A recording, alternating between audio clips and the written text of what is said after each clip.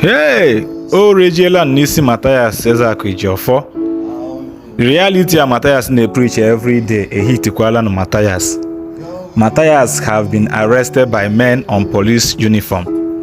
And according to report, that's not on the Okozo police station. BAGA. But I cannot turn to and Kamal when other update. Whoever has a hand in his arrest, you know that the movement Mathias have started cannot be stopped with intimidation. Anybody who is responsible for his arrest should know this and know peace.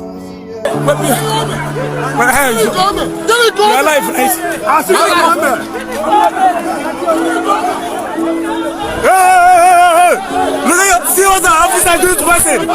See what an officer do to person. See, you come to arrest us. You come to arrest us, officer. Officer of the law. See what him. You don't crazy. See what you arrest person. See, you are still gone.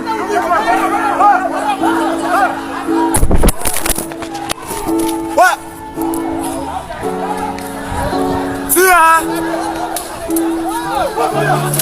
See what I'm doing.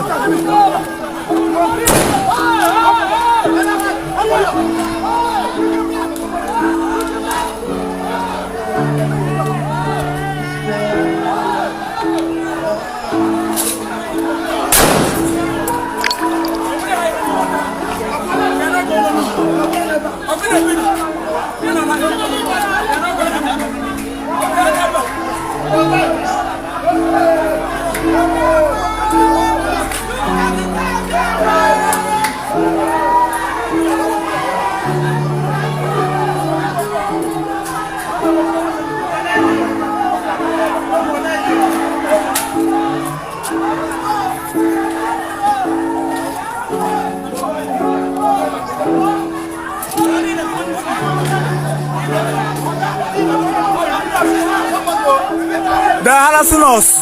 They're harassing us. See them.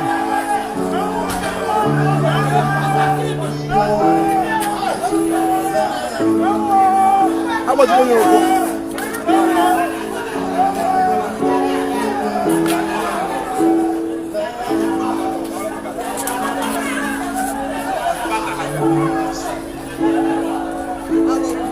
I don't do anything now.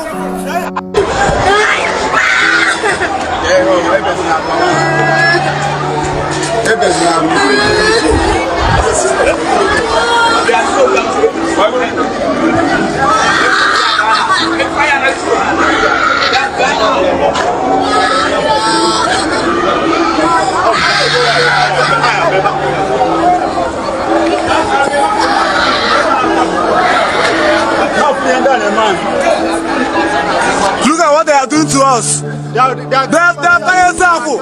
They are carrying Mathias Ezeaku.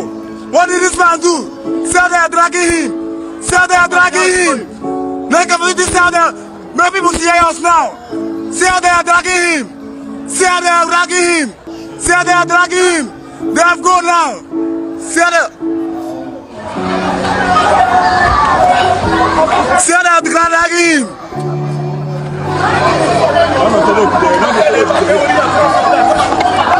They just him up and down. That's why I cannot zoom the way. Say they are dragging him. Say they are dragging him. People are beautiful. Look at this man. Look at.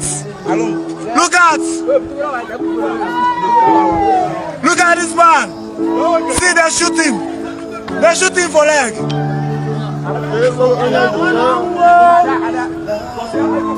I'm after town hall, kita. I'm after town hall.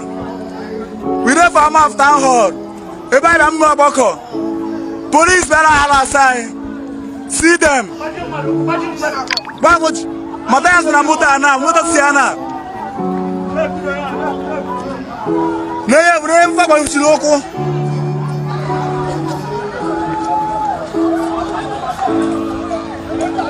Dae, buteloto.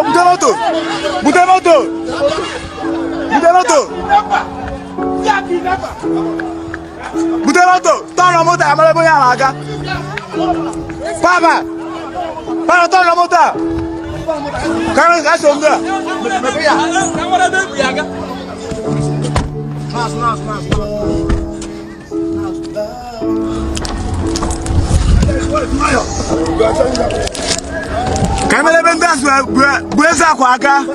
This is kidnapper. They came to kidnap him.